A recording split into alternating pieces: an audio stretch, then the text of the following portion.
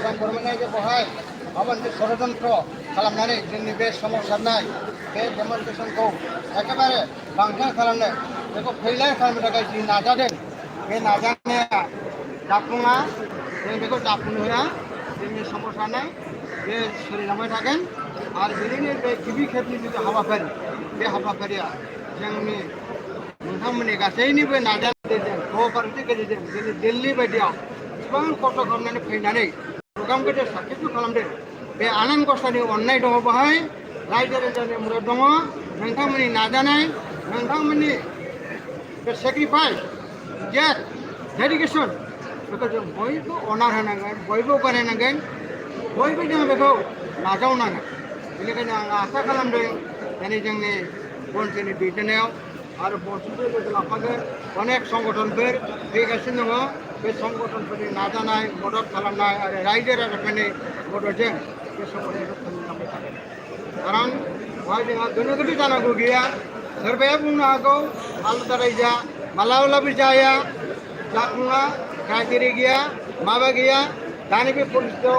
खुनु separate state होनायनि खुनु मोनसे पलिसि गैया बेफोर नंखाय बाथ्रा बेफोर जायफोर गिख' हारिखौ अलखदाव खोख्लैग्रा मानसिफोर जायफोर भबिष्यत जोंनि सिकिउरिटि जोंनि प्रसपारिटि जोंनि सेफगार्डखौ जायफोर बुजिया मिथिया खुनु मोनसे इयुन जोलैनि थाखाय खुनु मोनसे सिमां गैया प्लेनिं गैया बे मानसिफ्रासो बे बाथ्राफोरखौ गावसिनि नेहात स्वार्थनि थाखाय सोरबा गागिनि थाखाय सोरबा मन्त्रि सोरबा माबा इएम सोरबा माथो सिएम नैबे माखासे स्वार्थफोरखौ नागारनो हायिनि थाखाय दिनै बिथांमोना बे गादिनिफ्राय बोख्लायजानो गिनानै बिथांमोना बे बाथ्राफोरखौ बुंनो बाध्य जादों बुङाब्ला उफाय गैया बिस्रा कारण गभर्नमेन्टनिफ्राय माखासे बिसोरो माखासे जाखानाय माखासे कमिटमेन्ट होखानाय दङ बेनिखायनो बे गभर्नमेन्ट आसाम गभर्नमेन्ट बा बिजेपि गभर्नमेन्ट बिसोरनि बाथ्राखौ फंसेबो बिथांमोना लरस' खालामनो हाया बिथांमोननि बेरेखा बिथांमोना बाथ्रा बुंनो हाया जायनि खारनाव जोंनि बर'फ्रा गावनि रावखौबो खोमालांनो हमदों गावनि जिथु थाखानाय जिथु सेल्फ डिटारमिनेसन जिथु बिटिसि बेखौबो खोमालांनो हमदों बिनि पावार काउन्सिलखौबो खोमालांनो हमदों बिनि एरियाखौबो दानख'नो नागिरदों दिनै बर' रावखौबो ओइट सिडुलाव हाबफानाय रावखौनो दिनै माबा माबि षड़यन्त्र खालामनानै बेखौ फोजोबनो नागिरदों दिनै ट्राइबेल बेल एन्ड ब्लक थाखानाय बे आयेनखौबो बिथांमोना फोजोबनो नागिरदों बेसेबां एनक्रचमेन्ट जादों बेखौ होखाराखै बिथांमोना बेब'स्था लायाखै अर्डार दङब्लाबो खिन्थु गोदान गोदान बिथांमोना बे एनक्रचमेन्टफोरखौ दिनै सेफगार्ड होनो थाखाय बिथांमोना लेन्ड ल'फोरखौ माबा माबि खायदा खालामनानै बिथांमोननो पाट्टा होनाय बिथांमोननो रेजिस्टार खालामना होनाय बायदि रोखोमनि सुबिदा अधिकारफोरखौ दिनै नन ट्राइबेलफोरनो अखिलन्जियाफोरनो बा खिलन्जियानि मुङै होनो नागिरदों बे गासैबो जोंनि हारिखौ एकेबारे बे बुहुमनिफ्राय फोजोबस्रांनायनि मोनसे पलिसि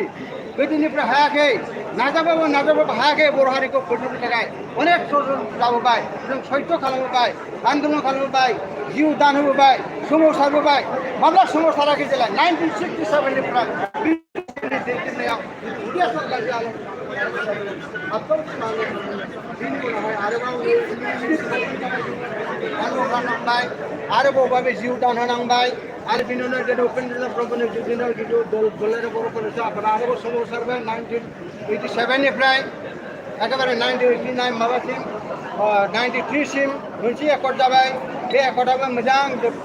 साक्सेस जायाखिसै फेलियर खालामबाय एरियाखौनो बिथांमोना थिग खालामनो हायासै बिनि उनाव आन्दलन सलिबाय बिनि उनाव आरोबाव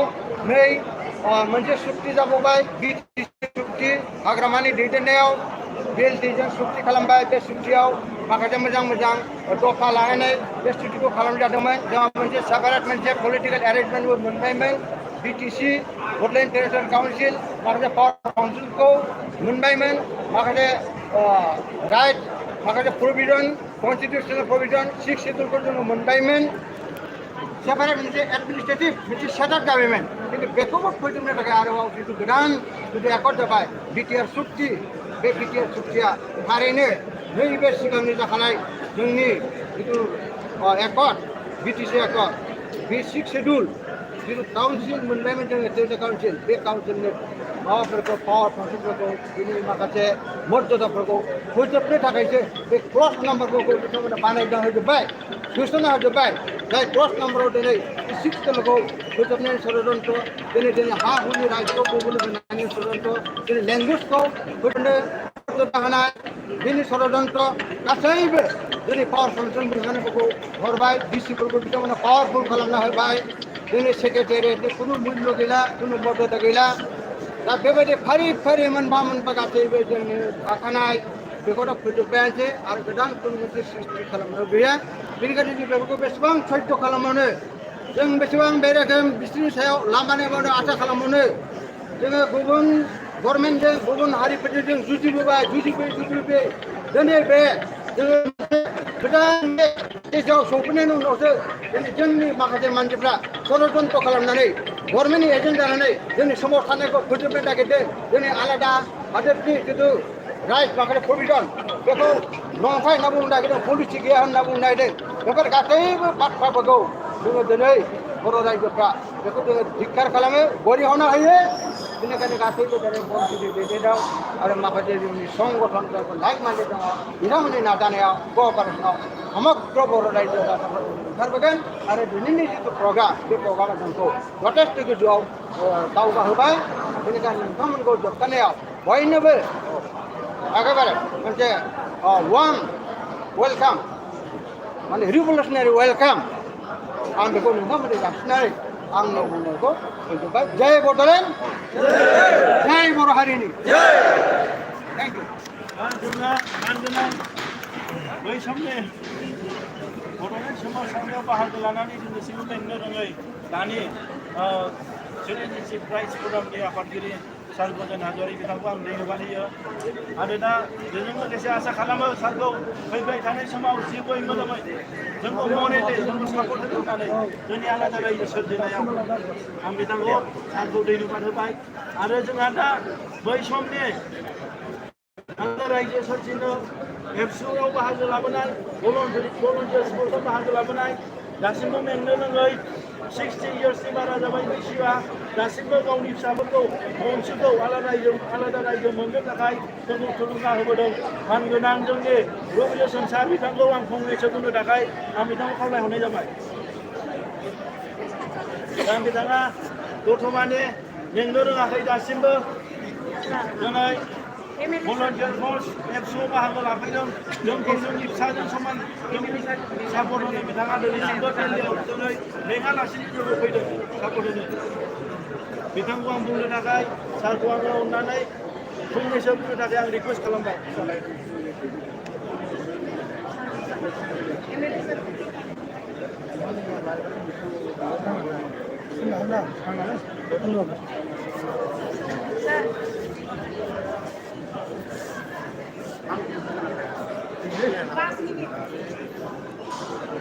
जोंनि मानगोनां बर' जाथिखौ मोजां मोनग्रा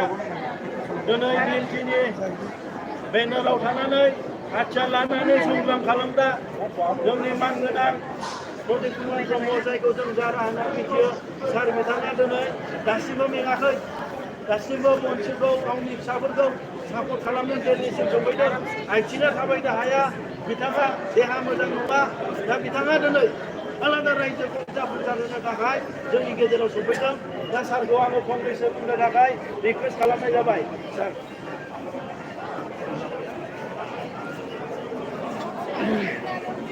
दिनैनि बनसु आरो जनजातीय सुरक्षा मंच आरो all India Bodo' national league for Bodoland separate ग्रुपनि आरो बर' राइटार्स एकाडेमि बिथांमोन ज' जानानै सिटिजेनशिप राइट्स फरामखौ दङ गासै जिखिया जोंनि बर' हारिनि मोनबा आफादजों लोगो नांनानै दिल्लीयाव बड'लेण्ड सोरजिनो थाखाय गिबि खेब सोमावसारनायाव बाहागो लाफैनो हानाय जोंनि दैदेनगिरि बिथांमोन आरो जोंनि बिबायारि लोगो नोंथांमोन आंनि बिब' बिनानाव बिदा फंबाय बयबो आन्दलनकारि लोगो नोंथांमोन दिनै बर' जाथिनि सायाव बिराद फैदा खैफोद बिराद खैसार सानाय बेनि बागैबो आं बेहाय संक्षेपै बुंनानै फोजोबनो हानाय नङा जोंनि सायाव जे जोंनो जे षড়यन्त्र रसिलायनानै जोंनो जे फाव फान्दायलायनानै दिनै जोङो निरस्त्र आसाम हादोरसानिफ्राय फैनानै दिल्लीयाव फैदों हारिमानि फिरफिलाखौ लानानै बा जोंनि बंस'नि फिरफिला लानानै बा जोंनि गुबुन गुबुन मोनबा बर'फोरनि आफादफोरनि लानानै जों बाहाय निरस्त्र आखाइयाव जेबो जोङो बाहाय दाबि खालामदोंमोन नाथाय जोंखौ दाबि खालामहोनाय जायासै दुखुनांथाव बाथ्रा नोंथांमोनहा बयबो नुबोजोबदों दिनै कार्बि आलं आरो Dima Hasao autonomous state demand कमिटिनि जोंजों लोगोसेयै बिसोरबो बिथांमोनाबो न' अट'नमास स्टेट न' रेस्ट होननानै बुंदों नाथाय बिथांमोनखौ खानाय जायाखै होबथानाय जायाखै खिन्थु जोंनि बर'फोरखौ खावनै जानानै जोंनि जिथु आन्दलन बे आन्दलनखौ होबथानो थाखाय मैया फैनानै भारत गभर्नमेन्टजों रायलायनानै UPPL एबसुआ जोंनि जिथु मा होनो बेखौ पारमिसन बे पारमिसनखौ केन्सेल खालामहोनानै जोंखौ दिनै एरेस्ट खालामहोदों एबसु आरो UPPL बे मोननै आफाद मावनाय जे जाथिनि थाखाय बिराद मुगैथाव आरो दुलाराय फरायसा आफादा दिनै रायजो बिया मोजां खोथा गुबुन रायजो बिनायखौ बिस्रा हिंसा नांगौनि खोथा UPPL दिनै रायजो बियासै बिसोरो रायजो बिग्राफोरखौ बेबायदि होबथाफैनांगौनि खोथा गैया दिनै बेयाव 11थानिफ्राय 5थासिम जिरायनानै थानांगौ बे थाना सिङावहाय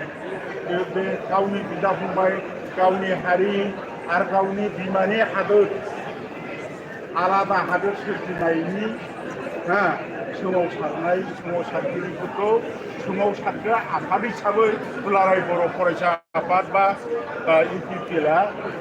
जेरोखोम षड़यन्त्र खालामनानै एरेस्ट खालामनाया जाथिनि थाखाय बिराद दुर्भाग्यजनक लाजिथाव आरोखि दा बेखौनो आं खावलायनो सानदों जे दिनैहाय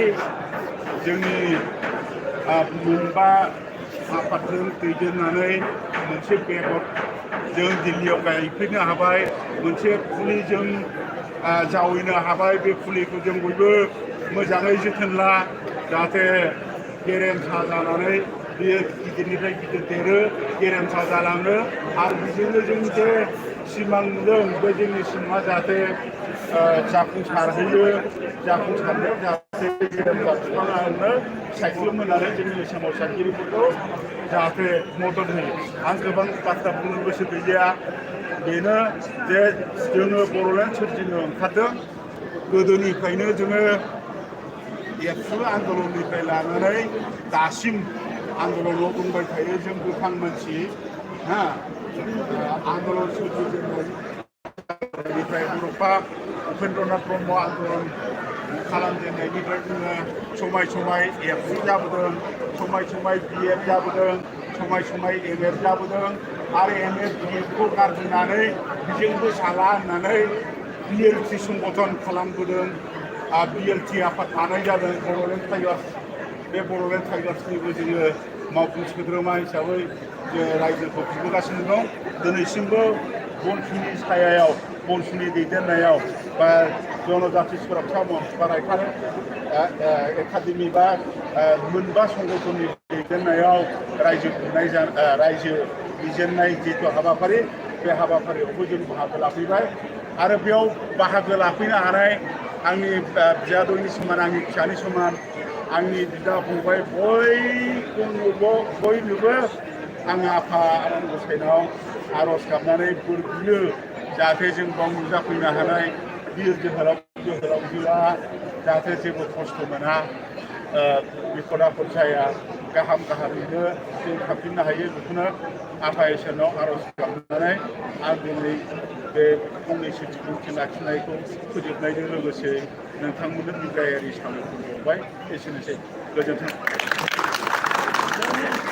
आं गोनां बै समनि आन्दलनकारि बिथाङा जाथिनि रैखाथिनि थाखाय हाथियार लानानै दावहा नांदोंमोन आं गोनां प्रदीप कुमार ब्रह्मसा बिथांखौ आं रोजा रोजा दिनै बनसुलि जानानै साबायखर बावो आरो दा जोंहा जोंनि सबसे सिनियर लिडार बै समाव बड'फा उपेन्द्रनाथ ब्रह्म बिथांमोनजों समान समान आन्दलन खालामबोनाय जोंनि दुलाराय बर' फरायसाफोराव थानानै जोंनि बड'फा उपेन्द्रनाथ ब्रह्मनि आंगो गामिनि जोंनि रिटायार जोंनि मानगोनां सिअ मानगोनां बिअ जोंनि अमर सिं ब्रह्म सार बिथांखौ फंनैसो बुंनो थाखाय आं सारखौ लिंहरनाय जाबाय नमस्कार दे जोंहा बनसुनि आफादगिरि बिथांजों लोगोसे बनसुनि दैदेनगिरि बिथांमोन लोगोसे जोंहा गुबुन गुबुन आफादनिफ्राय बेवहाय बाहागो लाफैदों दिनै बनसुनि दैदेननायाव इनिसियेटिभआव जे गुबुन गुबुन जोंनि हान्जा जेरै राइटार्स एकाडेमि ओमफ्राय आबादारि आफाद बाथौ गुदि आफाद जयै फैनानै सेपारेट स्टेट बड'लेण्ड जे दिफैनायनि थाखाय मोनसे महाधर्ना प्रग्राम जन्तर मन्तराव खालामफैबाय दिनैनि बे दिना मोनसे जारिमिनारि दिन जोङो आरोबाव जोंनि गांनाय उखैनाय जोंनि हारिनि राजखान्थि हारिमु आरो थुनलाइ राव जेरैबो रैखाथिनि थाखाय अट'नमास काउन्सिलफोरजों जोङो दासिम हायाखिसै नंखायनो जोंना थांखिया बेल' जोंनो सेपारेट स्टेट नांगौ सेपारेट स्टेटनि दारै जोङो गासिबो जोंनि गांनाय उखैनायखौ जों सुफुंनो हागोन दा दिनै जोंहा जदिअबा जोंनिनो बर' हारिनि माखासे आफाद एबसु आरो इउपिपिएलआ फैनानै मैया जेरै जोंनि पारमिसन मोनखानायखौ बिथांमोना सेन्ट्रेल गभर्नमेन्टनि क'आलिसन गभर्नमेन्ट हिसाबै बिजेपिखौ प्रेसार होनानै केन्सेल खालामहोनानै दिनै जोंनि महाधर्ना एकदम गाजा गोमजायै ग्रेन्ड साक्सेस जानाय लामायाव फैबायमोन बेखौ बिसोरो पारमिसनखौ केन्सेल खालामहोनानै दिनै आद्रा खालामहोबाय अब्लाबो दिनैनि जे हाबाफारि ग्रेन्ड साक्सेस होननानै जों बुंनो हायो देरहासारबाय जोङो जोंनि डेमनस्ट्रेसन जोंनि मेम'रेन्डाम होनाय गासिबो जाबाय जदिअबा जोङो फुल टाइम मोनाखै दा जोंहा बेहाय जाफैनाय गासिबो बुजिखायो जे जोंनो आलादा हादोर नङाबा जों थांना थानो हाया बे खोथाखौ मिथिखानाय दिनै आसाम गभर्नमेन्टआ जेरै असमिया रोङैनि थाखाय साख्रि मोना असमिया रोङाबा लिरनो आरो फरायनो रोङाबा बेखौ खालामदों जोंनि ट्राइबेलनि बेल्ट एन्ड ब्लकनि सिङाव गरखाफोरखौ प्रटेक्टेड क्लासाव सोनानै हा बायनाय फाननाय मोननाय अधिकार होदों बेफोरबायदि माने मोनसेनि उनाव मोनसे आरो दिनैहाय बिसोरो ट्राइबेल सार्टिफिकेटखौ अनलाइनाव एप्लाइ खालामनानै नन ट्राइबेलफ्रा जाहाथे ट्राइबेल सार्टिफिकेट एसटि सार्टिफिकेट मोनो बेनि सुबिदाखौ होनानै ट्राइबेल मानसिया जाहाथे बनसिबो जायो डिप्राइभ जायो बेबादि ट्राइबेलफोरखौ बुथारनायनि मोनफा पलिसि आसाम सरकारा लागासिनो दं गतिके जों बेखौ सह्य हाया आरो बे हिसाबैनो जोंनो आलादा रायजोखौ नांगौ दिनै जुरिजेनबाय बे असमियानि जुलिसे जुलिखौ फोजोबनानै आन्दलना सुरु जाबाय सोलिबाय थागोन आरो बिथांमोनहा दिनैल' नङा फैगोन भबिष्यताव जों गोबां हाबाफारि लानानै आरो जोंनि दाबिखौ दिखांनो थाखाय जोङो मदद खालामनानै मावनांगोन बेवहाय जों बयबो बाहागो लानांगोन जोबथारनायाव आङो बनसुनि दैदेनगिरि बिथांमोनखौ साबायखर बावबाय जोंनि बेवहाय जनगिरि परिषदनि दैदेनगिरि बिथांमोनखौ साबायखर बावबाय हारिमु आफादनिखौ साबायखर बावबाय देंखोगिरि आफादफोरखौ साबायखर बावबाय बाथौ गुदि आफादफोरखौबो साबायखर बावबाय दुलाराय जोंहा बावहाय जेसेबां दिनै बिदा फंबाय बिमा बिफा बाहागो लाफैदों बयबो खस्थ' मोनदों खस्थ'आ जाथों जोंनि थांखियाल' जाफुंथों जेब्लाबो जों बेखौ सानना लानांगोन जोबथारनायाव बिथांमोनखौ बयखौबो हारि अनफावरि माइन लानानै बेवहाय नुजाफैनो हानायनि थाखाय गोसो सिंनिफ्राय साबायखर बावनानै बे सेन्टिमेन्टआ जोंनाव जेब्लाबो थाबाय थाथों आं बेखौ मिजिंथिनानै आंनि बुंनायखौ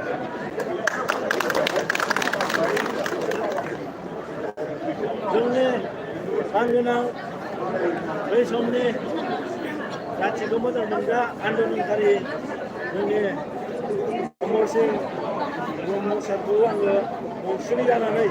रायजोनि जानानै रोजा रोजा साबायखर बावबाय बिथाङा दासिमबो गोदान जोलैसाफोरखौ देहायै मोदोमै थुलुंगा होनो दिल्लीसिम सफैदों आरो बिथाङा दिनै मेंनो रोङाखै बिथांमोन बादि सार मेलेमजिबि बिथांमोन बादि सारमोनखौ जेब्लायबो बनसुवा जों जेब्लायबो लुबैनो हागोन आरो मानगोनां रायजो राजा नोंथांमोना जेब्लायबो जोंखौ सापर्ट होबाय थानांगोन आरो बेजोंनो लोगोसे जोंना बै समनि आन्दलनकारि बै समनि बिग्रायारि जोंनि मानगोनां आदा राजु नार्जारि बिथाङा जोंनि आन्दलनखौ जागायजेननायाव दाख्लै संकस दैसा सेरावहाय बाथौ थानसालियावहाय बोर होनानै जोंनि मनसुनि दैदेनगिरिखौ हरदों बिथाङा जोंजों सफैदों बिथाङा जोंखौ मदद होफैदों दा बिथांखौ आङो फंनैसो बुंनो थाखाय आङो गुरै खावलायहरनाय जाबाय दिनैनि बे मनसुनि दैदेननायाव बर' हारिनि थाखाय जे माखासे खहा बा आंखाल बेखौ सुफुंनो थाखाय दिनै गोदान दिल्लीयाव सेथि खेब धर्ना होफैदों दा बेखौ आं बांद्राय बुंनांगौ बायदि मोनाखै जों दिनै दिल्लीयावनो दङ दिल्लीयावनो जों मानि थाखाय फैदों साफ्रोमबो रायजो राजाया बयबो मिथिखागौ दा बे हिसाबै आङो बे मेसेजखौनो होनो